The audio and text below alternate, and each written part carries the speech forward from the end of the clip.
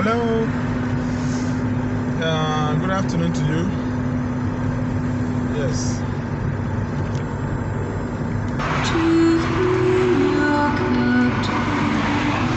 Yeah. Like I said, today we'll be discussing on Kundalini, and I will do my best to explain this phenomenon called Kundalini and how it affects all of us. But first of all, I will define it, and I will define it from its origin. Kundalini is from the Sanskrit word, which means the primordial energy. Okay, Kundalini defines the primordial energy in nature, which is present in every human soul. Yes, which is present in every human being. Yes, whether you are a Christian or you are a Buddhist or you are a prayer warrior or whatever you are, yes, you have the inherent Kundalini power, which, as a matter of fact, you cannot be able to experience this power unless you have activated it. Yes, unless it is activated. And that will be the last part of this video. But so let me just give a preamble of what Kundalini is and how it affects all of us. Now, Kundalini is a symbol of psychic energy, okay, which is resident at the level of the spine, as in the tailbone, which is in anatomy we can call that level at the level of the Sacral Promentory. Yes, I am not saying, please listen, I am not saying that it is in the bone. I am not saying it is in the bone. It's not in the bone. It's not in your vertebra. It's not in your muscles. No. It is at the level of the Sacral Promentory. That's where this energy, which winds itself like a serpent. Now, those of us who, in the course of our lifetime, this present lifetime, I included, I've experienced this Kundalini, the form of it, which is always in the form of a very dark serpent. Yes, it's a serpent-like energy. It coils. You just see it coil like a black rope. All right, but it's usually at the level of the base of the spine. Now, let me give a preamble. If you look around you, okay, you would observe that, okay, the medical symbol that we are familiar with, which contains a serpent on a pole, and sometimes you may see it have two wings, right? You see the medical symbol, a serpent on a pole and has two wings. Now, in the whole of medical school, if you have the opportunity to be in medical school, you will agree with me that there is no such subject. Nothing is taught about the origin of the symbol of the medical, whatever, that medical symbol. There is no such topic or lecture that is given to why this medical symbol is denoted with a serpent on a pole, and in some cases you will see it has two wings on the pole. Yes, you will see it has two wings on the pole. Yes. So why is this so? Why is it so? Nothing of such is said about it. Now, this is just on, let me just keep this on one side of my talk.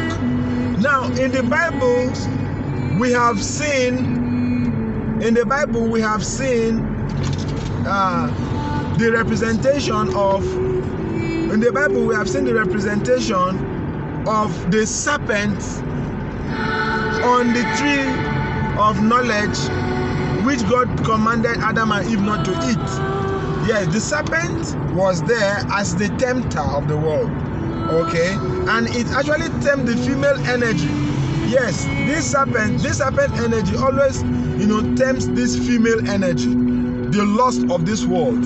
Okay, and Eve represents the lust of the world, because Eve represents emotion, illusion. All right, lust, the fine things. Eve represents the fine things of life.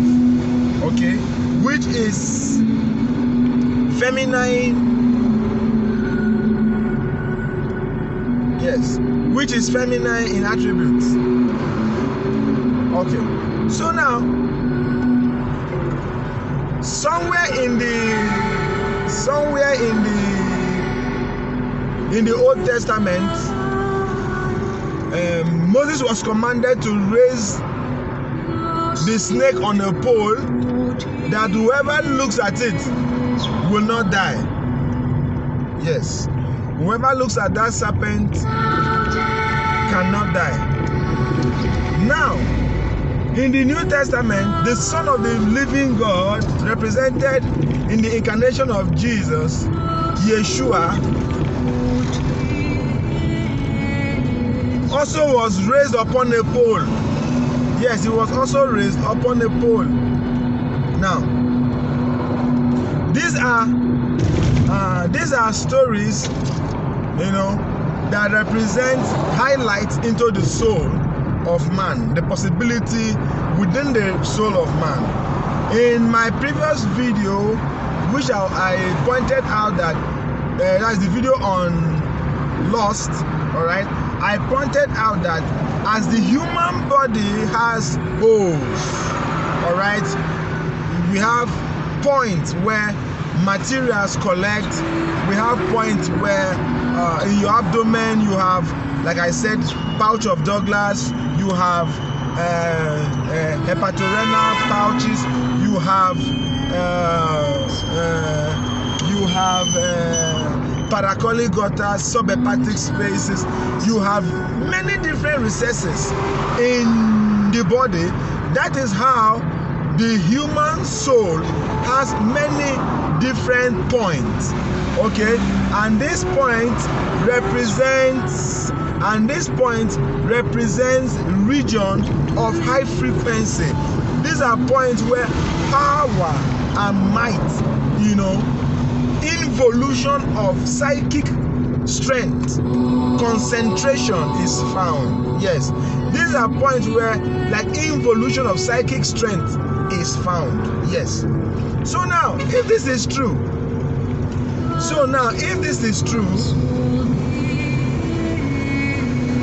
the Kundalini is like a free gift.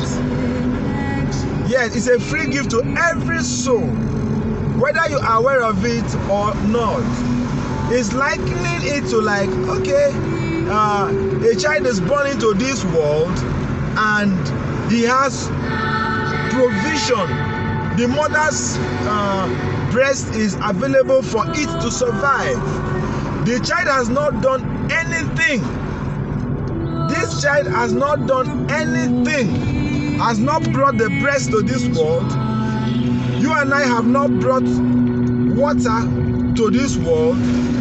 You and I have not brought anything to this world, but the provision for the sustainability or for our sustenance has been provided.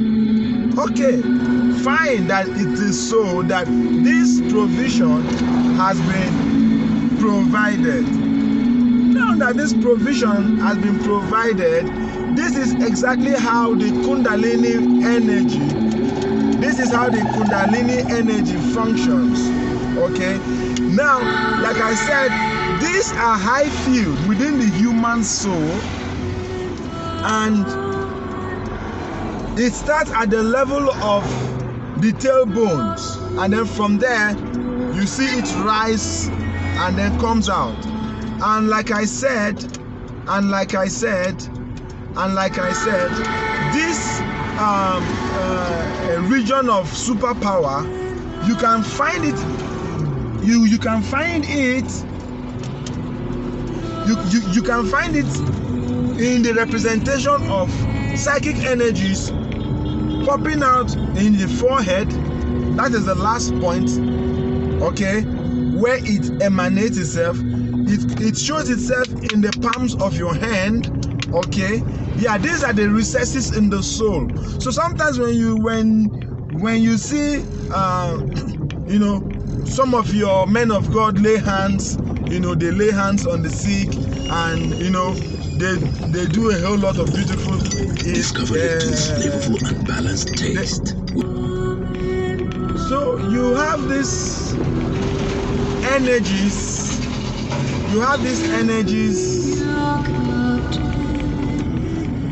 Popping out from different regions of the energized soul. Okay, yes, and like I said yesterday, these energies are light. Okay, so when they pop out, you receive them, you perceive them, and all of that. But that's not where I'm going. Now, this Kundalini power is, honestly, if you've ever experienced this thing, your life from that day onward will take a different taste. It cannot be explained in words. Kundalini rising is superb, is unexplainable. Yes, so Kundalini cannot be taught. Nobody can teach Kundalini, but it can be explained. Yes, it can be explained, but it cannot be taught, because this is as deep as the ocean. Yes, the deepest part of the ocean. That is the knowledge of Kundalini. If you want to go via knowledge, you will have to go through the knowledge of understanding. You are going to go through the knowledge of understanding the depth of the ocean. Okay, that is that for that on the preamble. Okay, now these are portals, like I said, they are channels, they are linked, okay, within the psychic body of every man. Yes, of every man. It doesn't matter who you are, it does not matter your religion, as far as you are born and cursed, okay, as a representation of this great light, whence cometh your body, whence cometh your soul, you have the Kundalini in you. The Kundalini is in most of us dormant. Yes, it's dormant. It's in a crude, unawakened state. The Kundalini is in crude, unawakened state. So, and of course, in the Bible, there is no such thing as Kundalini. But if you study the Bible very well, honestly and earnestly seeking to know thyself in body, mind, soul, and spirit, you will encounter this vital power. And when you encounter this vital power, I've said it, that you are going to be different from that day onward. So therefore, why is Kundalini a serpent? That is the phenomenon. Like I said, in the New Testament, the serpent was there. In the medical books, in the medical symbology, the serpent is there. Moses raising the serpent and instructing the children of Israel that whoever looks at it shall be saved. Jesus was hung on the cross, and we are being taught from the religious perspective that anybody who looks at the Son of God shall be saved. Shall be saved. Saved from what? Saved from who? Saved from, is it that you are saved from what? Are you dead as you are, or you are alive as you are not? So now the real thing there is that it is part of our evolution to raise this serpent. We have to raise this serpent to stand tall in our soul. And this, like I said, this serpent is not a snake. Please, there's a difference between a serpent and a snake. A snake is slippery. Serpent is not. The serpent energy is tremendously very powerful. That's the symbol. That's why the serpent can exist in the Garden of Eden. God placed the serpent there. What was the purpose of the serpent in the Garden of Eden? It was when it fell that it became a snake. But at the time it was in the garden, it was a serpent, not a snake. Okay? So a snake is a fallen serpent. And a risen snake is called the serpent. That should be the definition, and will let us walk with that. Now, this is the process of our spiritual awakening.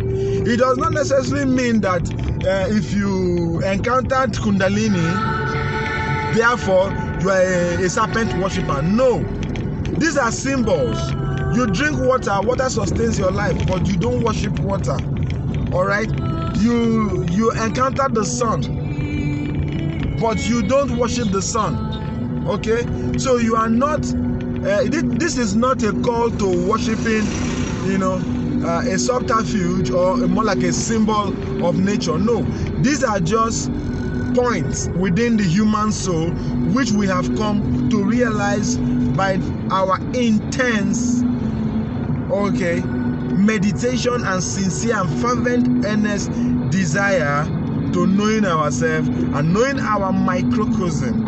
And at this point it is good now to introduce this form so that every person will be able to at least have a grasp of what we are saying. Okay, now before I put this video to the close, or before I end this video, I've asked and let all the medical consultants worldwide that come in contact with this word, can they tell us in which of the medical books will you have the symbol of medicine having a serpent and two wings and the serpent on a pole? Now the reason is this: it still boils down to the Kundalini power. Now, because this Kundalini power defines that the moment you are capable of raising your serpent energy and it gets to the 7th layer or the 7th chakra, what happens is that you become eternal. That is the gate towards eternal life. That is why it is there. The church will not teach you this. They know this knowledge, they apply this knowledge, but they keep it from you. Yes, they keep it from you. They keep this knowledge of eternity away from you. The medical symbol says that if you raise this Kundalini, that you will attain to enlightenment. It actually simply defines the health of the soul. That you become a flying dragon. No disease can live in you. You have gone beyond sicknesses and diseases.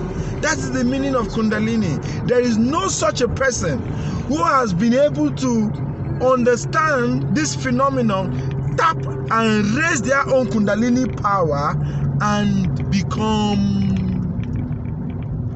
enslaved to the substance of this world. Never. It has never happened, and it will never happen by the nature of things.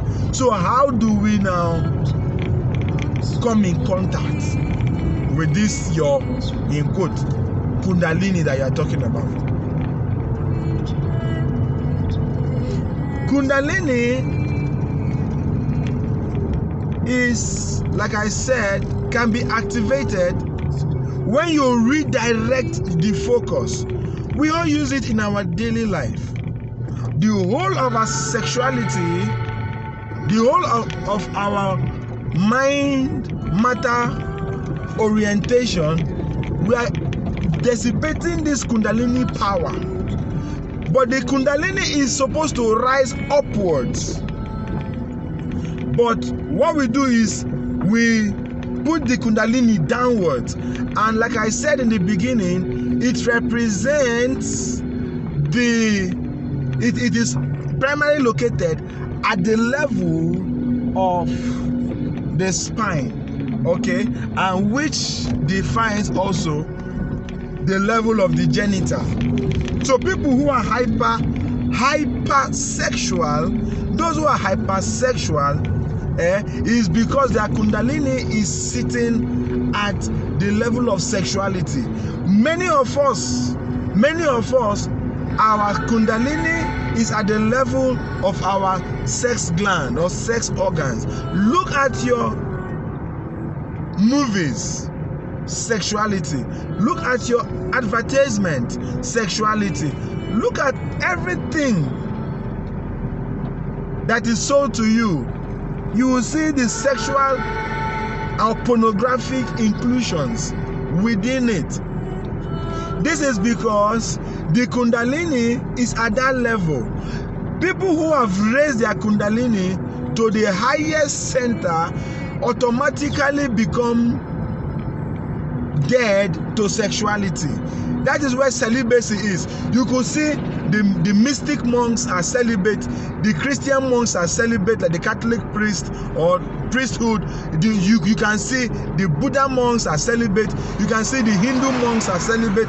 You can see celibacy. Celibacy is not a struggle. I want to become celibate, and then you start fighting the forces of nature. No, if you want to become a celibate, you must find your Kundalini and raise the chi up.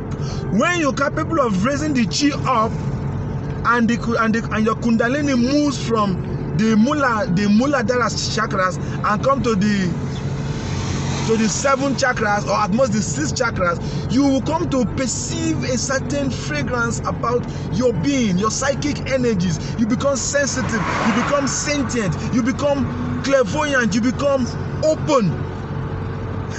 This is a beautiful experience. You will see things that you have never imagined it is possible. You never imagine that this is you. Remember, I said that the human soul has many gates, many portals, many points of energy collection, many things, many here and there. So when Kundalini begins to rise in you, the energy inside of you receives power. So doors begin to unlock. And then you begin to see yourself manifest things that defies the 3rd dimension. You begin to operate the 4th dimension. This is what Kundalini does.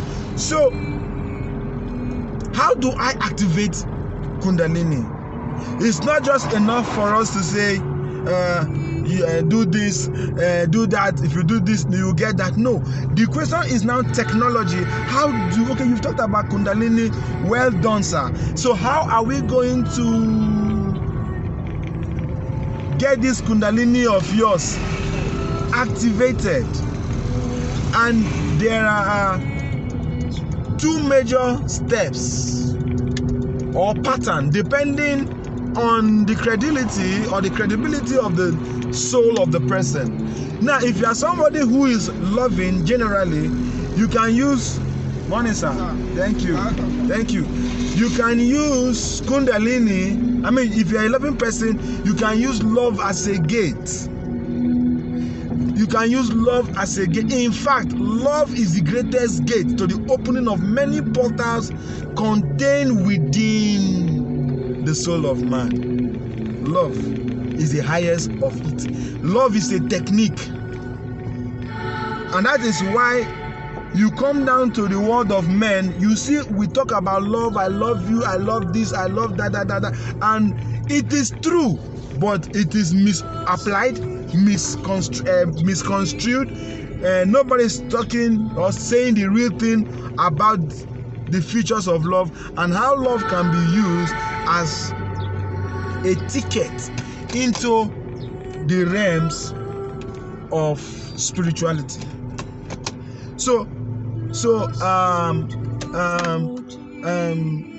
This Kundalini is actually a very, very formidable force in nature, which can be activated, like I said, first using the gateway of love, and second, using the gateway of meditation, okay, prayer, anyone. It's going to activate it.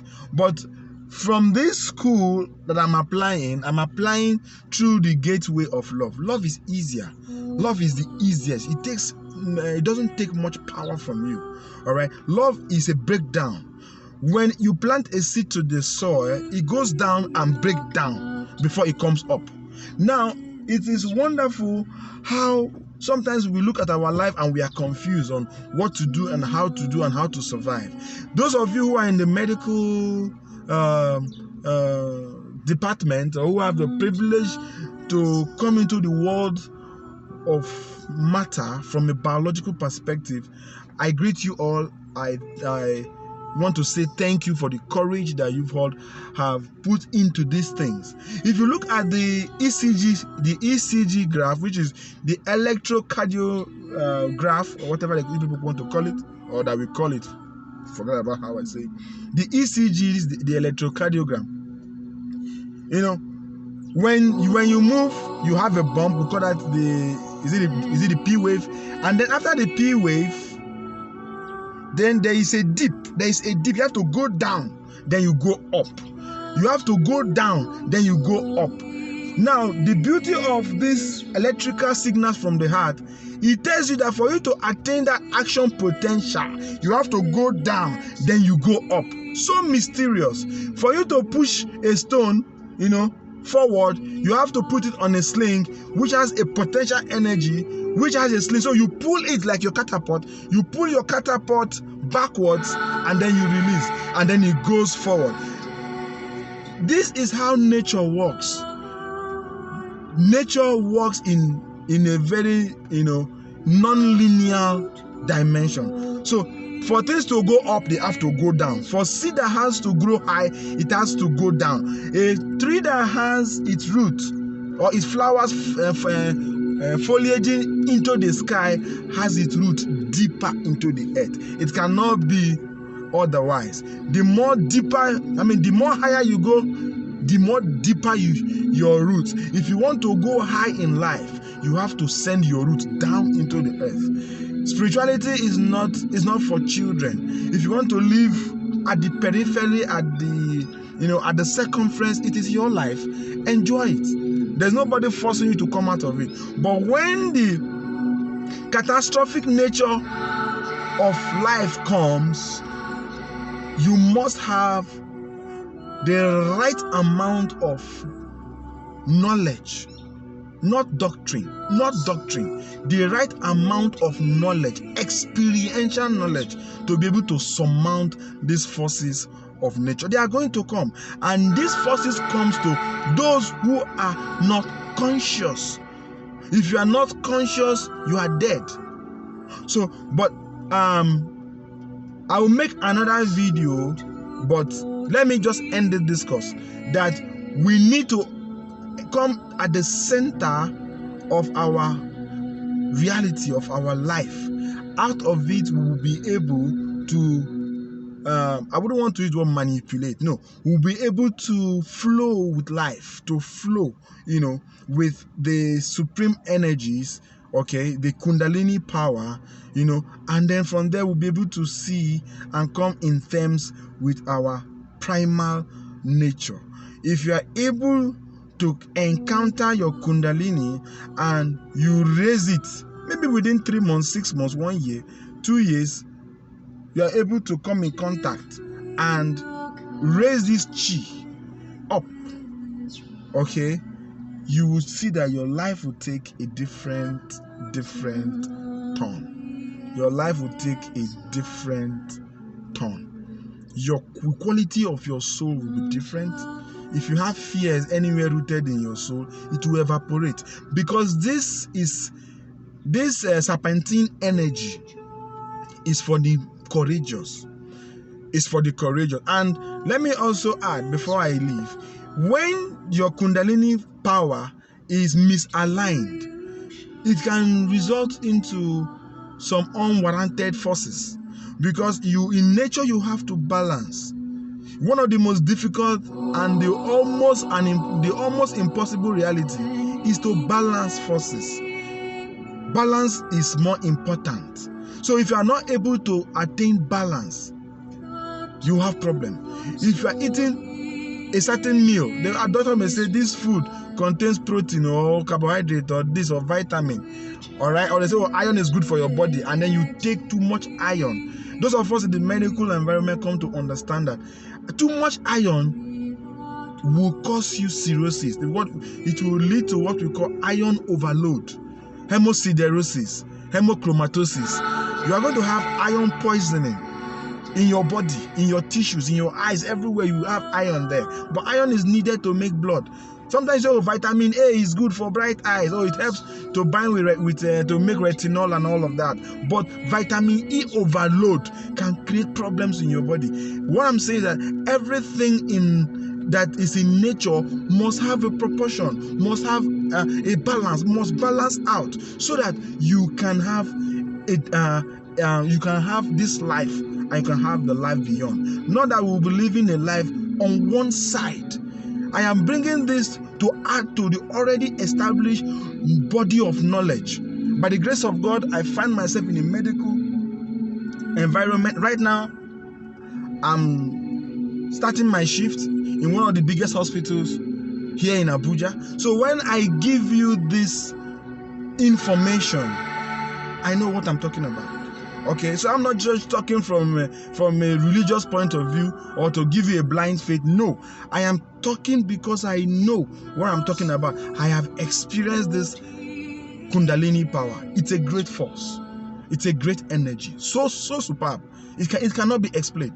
So we'll be starting, like I said, on creating a Buddha field, where we would, go into these things, so that people who do not know how to encounter this phenomenon within their being, they will be able to understand by and by, little by little, one footprint here, one footprint there, this one here, this one there, joined together. It can create a picture, and then from there they can peruse into the nature of Kundalini. So I want to say thank you very much. Stay blessed.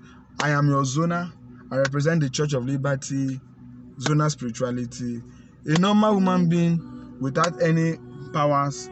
I am nobody, all right? But I just want us to come in contact with these things. If there's any comment, you can follow my videos as they keep popping up. We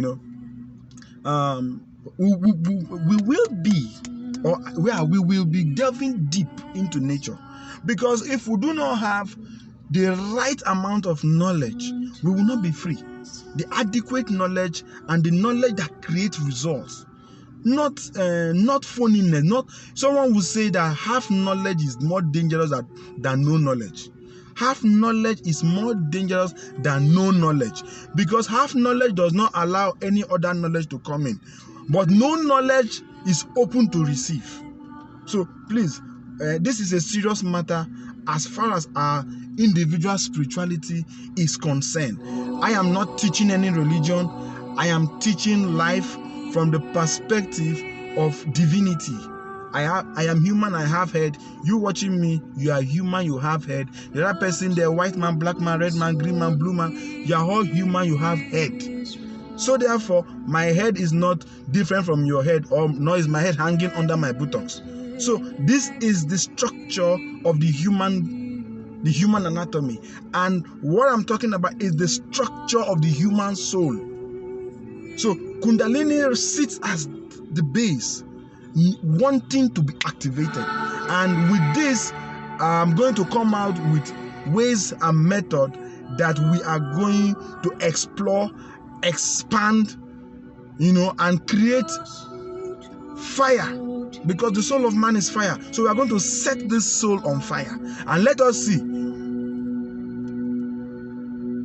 that this other body of knowledge that are not complete in themselves, they cannot compete, because we are not in competition, okay? But we will just see that our life is transformed. No dogmatism, no fanaticism. We are just here to explore. So I want to ask you, or those who are watching me, please you can send to the comment section there, where in your medical textbooks, from pre-med, to your residency program, where have they defined the true meaning of the symbol of medicine? If there is any, please, I want to see that in the comment section. So you can like, you can follow, you can share as we continue to grow and grow our audience. And of course, this myth and the bad mouth and the fears and all of this and all of that, that have been put around all of this, we are going to tear the veil apart and set them ashamed. Nobody can contest with Kundalini. Kundalini indeed is a great phenomenon to be experienced, not through me, but in you. Everyone has it. Just like you have a head, you have a mouth. That's why Kundalini sits right at the level of your spine, not in your spine, but at the level. So as we keep teaching about the soul of man, the microcosm, the macrocosm, the divinity and the forces of nature, I pray that our knowledge will continue to rise, our insight will continue to expand until we become free, until we meet the inner light, and then from there we become the deity of our own soul. Thank you. Have a wonderful day. Today is the 18th day of February 2024, reaching you from Abuja, Nigeria. I'm going to work. Tomorrow you not come and say they do money rituals. Now work I they go, so now hospital. In case you want to see ambulance. They see. So this is a hospital environment. Are you seeing it?